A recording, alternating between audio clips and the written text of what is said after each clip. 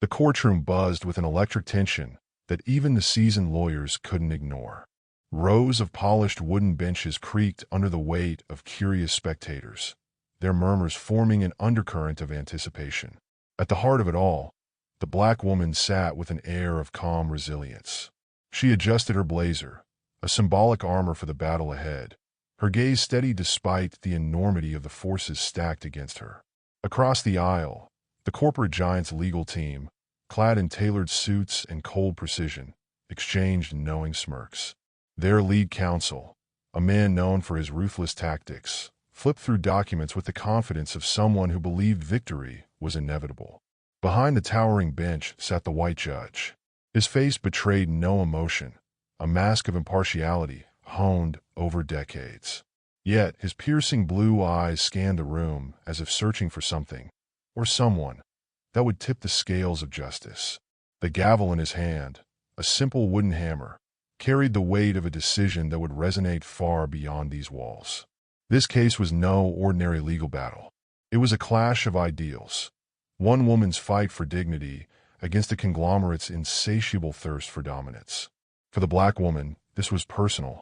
Her story was etched into the case, a tale of betrayal, corporate greed, and the unyielding resolve of someone who refused to be silenced. As the courtroom settled into uneasy silence, the stakes became palpable. This wasn't just about her. It was about everyone who had ever been underestimated, dismissed, or overshadowed by systemic power imbalances. Her fight was theirs, and the courtroom had become a stage for something much larger, an unspoken challenge to a society that often favored the powerful over the powerless. The tension thickened as the opening arguments began. Each word, each gesture was a thread in a web that was rapidly weaving itself around the collective conscience of those present.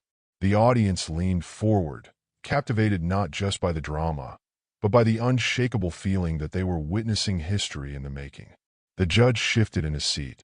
Though his face remained inscrutable, a flicker of something, was it doubt, recognition, crossed his features. Whatever it was, it hinted at the weight of his eventual decision. This wasn't going to be just another verdict. It was going to be a defining moment. And as the gavel struck to mark the day's proceedings, the silent question hung heavy in the air. How would this end? Her journey to this courtroom had been anything but linear. It began years ago when she first joined the corporation, brimming with ambition and hope. The black woman, whose name echoed strength, let's call her Angela, had been hired as part of a diversity initiative. At first, the opportunity seemed like a dream.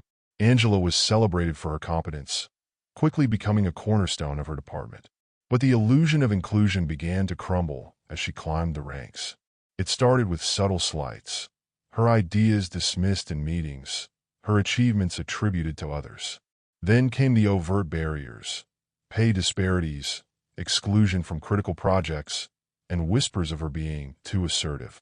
Angela tried to address these injustices internally, filing complaints and speaking with HR. Each time, she was met with polite deflection or outright denial. The breaking point came when Angela uncovered a fraudulent scheme in her department, manipulated data designed to inflate the company's earnings. She reported it, thinking she was doing the right thing. Instead of being applauded for her integrity, she was targeted. Her once friendly colleagues turned cold, her workload tripled without explanation, and whispers of insubordination followed her like shadows. Then came the termination notice, vague and devastating. Angela had been dismissed for poor performance, despite years of glowing reviews. She was heartbroken, but not defeated. She knew the truth, and she was determined to make it known. The corporate giant, however, was a formidable foe. With seemingly endless resources, they attempted to bury Angela under a mountain of legal filings and technicalities.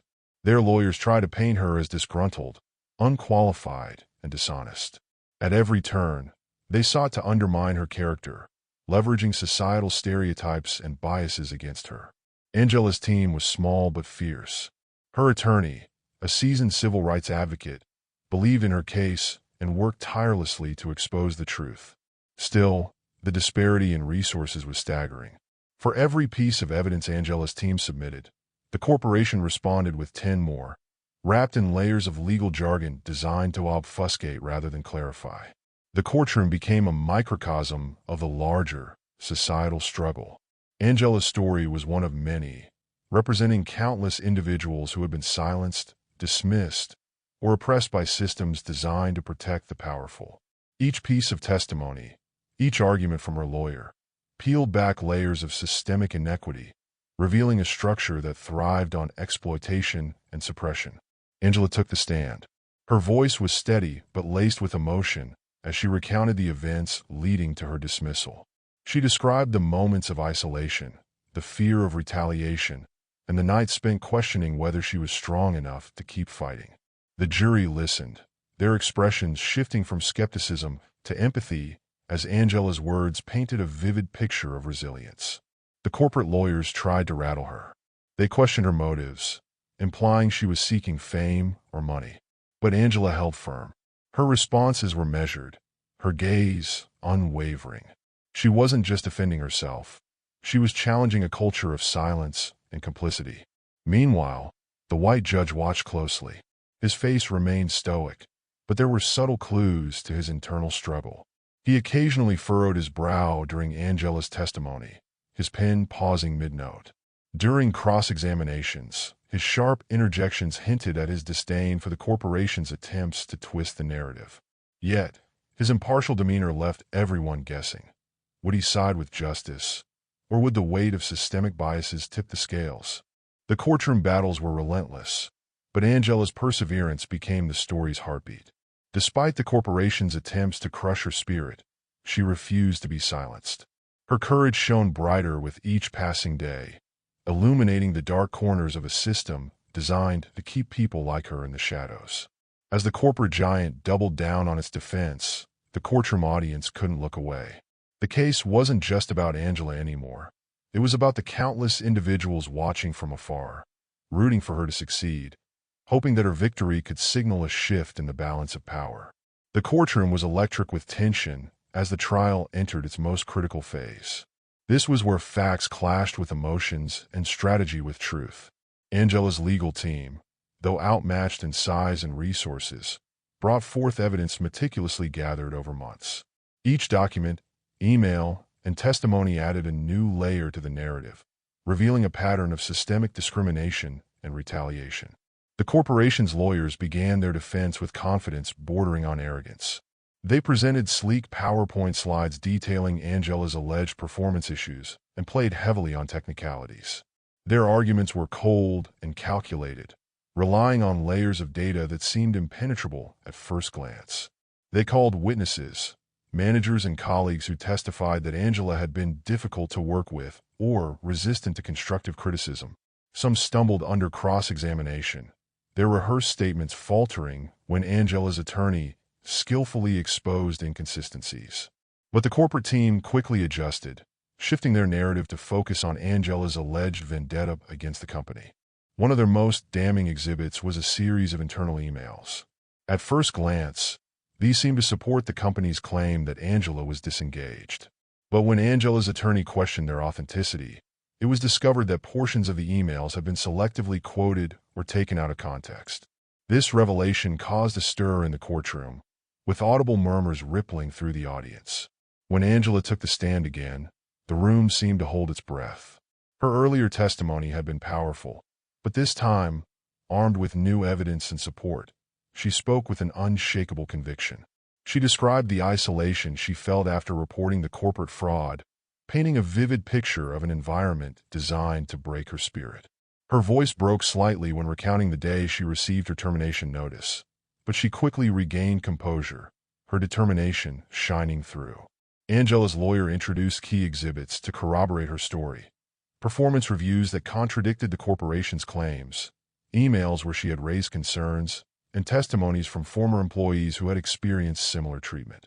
Each piece of evidence chipped away at the corporation's polished facade, revealing the rot beneath. One of the most shocking moments came when a former colleague, who had initially been on the corporation's witness list, flipped sides.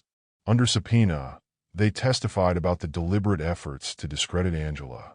They recounted meetings where managers discussed ways to make her life difficult after she reported the fraud.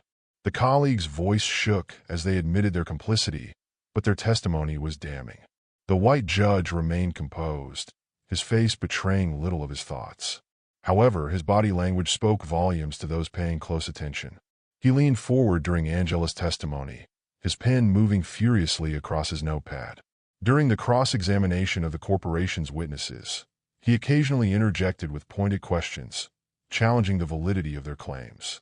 When Angela's team presented evidence of systemic discrimination within the company, pay disparities, biased performance evaluations, and the consistent silencing of whistleblowers, the judge's expression hardened. It was clear that these revelations struck a chord, though he remained measured in his responses. The most telling moment came when the judge addressed the corporation's legal team directly.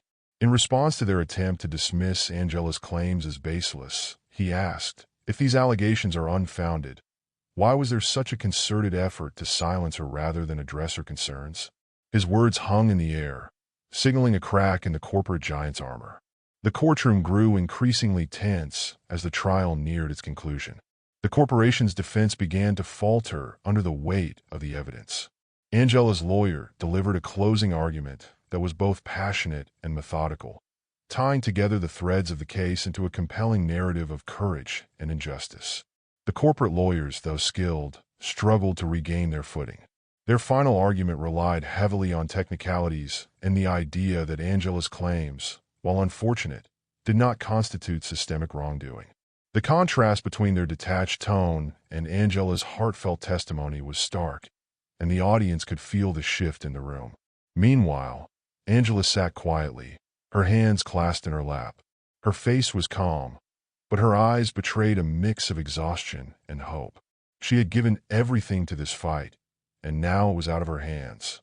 The courtroom was silent as the judge prepared to deliver his decision. Every creak of a chair, every nervous cough, seemed amplified in the stillness.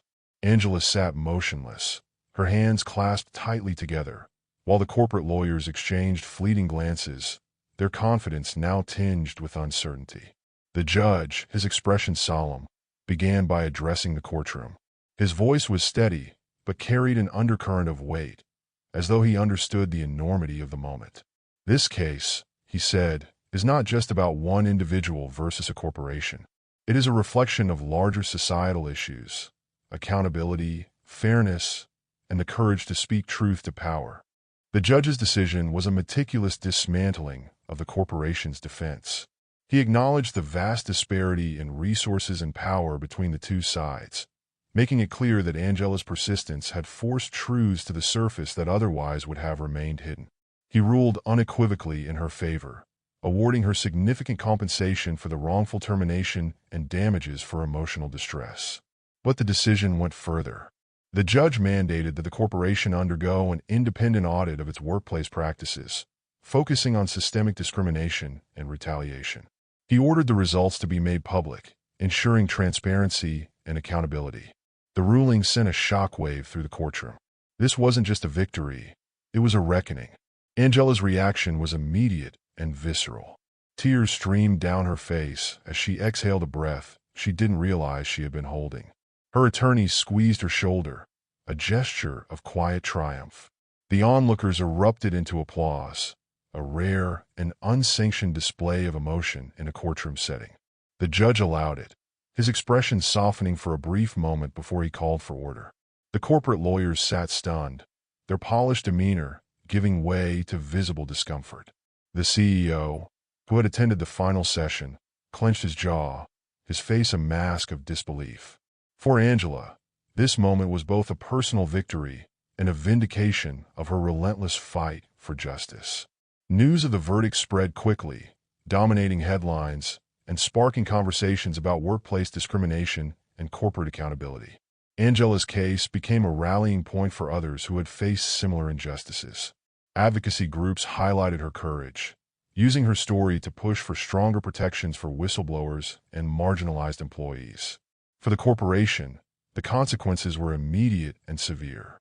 Stock prices dipped, public trust eroded, and employees began sharing their own stories of mistreatment. The mandatory audit revealed widespread issues, forcing the company to implement sweeping reforms. The judge's ruling was hailed as a moment of rare integrity in a system often criticized for favoring the powerful. In interviews, he later revealed that Angela's courage had deeply affected him. "This case reminded me of why I became a judge in the first place," he said. "Justice isn't just a concept, it's a responsibility." For Angela, the verdict marked the end of one battle and the beginning of another. She became an advocate, using her platform to amplify the voices of others and push for systemic change. Her transformation from victim to victor, from silence to advocacy, was an inspiration to many. The case became a cultural touchstone, symbolizing the power of resilience and the possibility of justice even in the face of overwhelming odds. Angela's story was shared in classrooms, boardrooms, and community centers, sparking difficult but necessary conversations about race, power, and fairness. And for those watching from the sidelines, the employees afraid to speak up, the individuals fighting their own battles, the decision was a reminder that one voice, no matter how small, could create ripples that lead to transformation. Angela's life was forever changed. The financial settlement allowed her to regain stability, but it was the moral victory that left the most profound impact. She returned to her community as a symbol of resilience and became a voice for those silenced by fear or systemic inequality. She founded a nonprofit organization aimed at empowering individuals to confront workplace injustices and advocating for policies that protect marginalized employees. Angela's newfound platform also reignited her career in unexpected ways. She was invited to speak at conferences, join panels, and contribute to national dialogues on corporate accountability and racial equity. Her voice, once drowned out by a corporate giant, now resonated louder than ever. The corporation faced a reckoning. Beyond the immediate financial and reputational damage, the case forced leadership to confront its internal culture. The audit revealed patterns of discrimination and retaliation that had festered for years. Under public pressure and legal scrutiny, the company overhauled its policies, introduced mandatory diversity training, and established an independent oversight committee. While these changes were steps in the right direction, the company's journey toward redemption remained incomplete. For many, the reforms were a cautionary tale rather than a redemption story, proof that even the most powerful entities can be held accountable.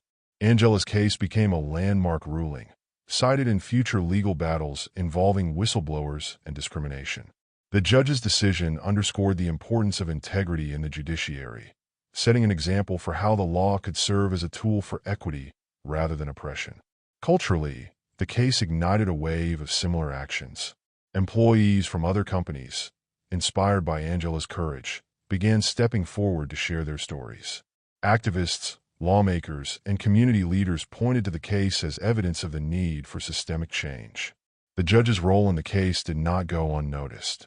Once viewed as an enigma, his unexpected ruling elevated him to a figure of respect and admiration. His career became a beacon for others in the legal profession, demonstrating how courage and impartiality could lead to transformative outcomes. In interviews, he often cited Angela's resolve as his inspiration. "It's easy to be cynical in this line of work," he said, "but cases like this remind us of the profound impact one decision can have." The case was more than a legal battle. It was a catalyst for change. It exposed the systemic barriers that individuals like Angela face daily, forcing society to reckon with uncomfortable truths. Schools used the case as a teaching tool, and social movements cited it as an example of what could be achieved through persistence and solidarity. The ripple effects extended beyond the courtroom, sparking conversations about racial justice, corporate ethics, and the power dynamics that define our world. Angela's story became a call to action, urging individuals and institutions alike to strive for accountability and equity.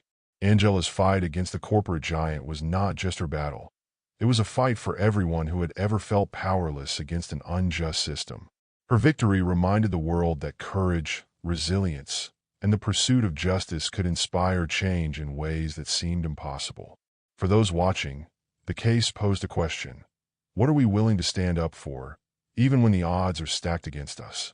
It underscored the importance of allies, whether in the form of a judge willing to listen, a community offering support, or a movement pushing for systemic reform. The fight for justice is ongoing.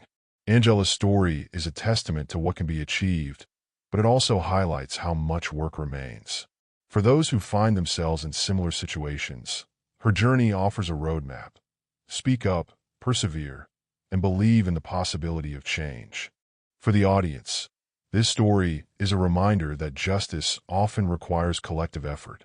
Whether it's supporting whistleblowers, advocating for equitable policies, or holding corporations accountable, every action counts. As Angela looked back on her journey, she often said, "I didn't win alone. I won because others believed in me, because truth matters, and because justice, though slow, is worth fighting for." Her story leaves us with hope, not just for the possibility of change, but for the resilience of the human spirit in the face of adversity.